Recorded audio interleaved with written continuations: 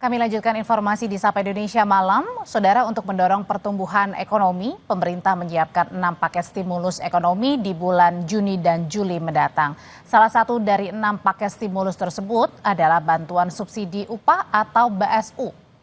Bantuan subsidi upah atau BSU akan diberikan untuk guru honorer dan para pekerja dengan gaji upah minimum di bawah 3,5 juta rupiah per bulannya.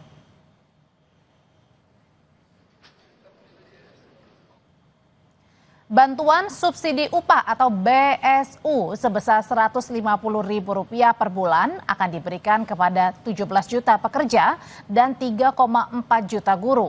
Bantuan subsidi upah ini akan diberikan selama 2 bulan sehingga guru atau pekerja yang memenuhi syarat akan menerima bantuan senilai Rp300.000.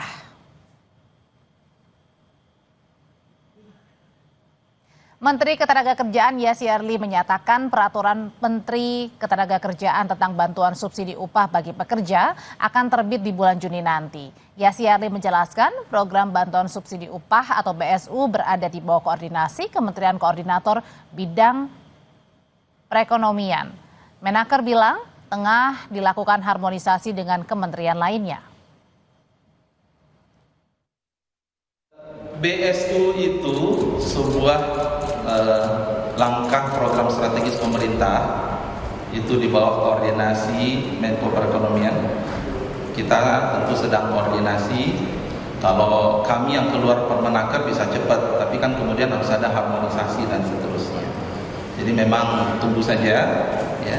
Harapannya memang akan bisa dikeluarkan sesegera mungkin. Ya. Bulan depan, Pak? Ya, insya Allah. Nah, kalau ini agak lebih yakin saya, insya Allah. Dan berbicara soal program bantuan subsidi upah atau BSU, saudara, perbincangannya akan kami hadirkan setelah ini di Sapa Indonesia Malam.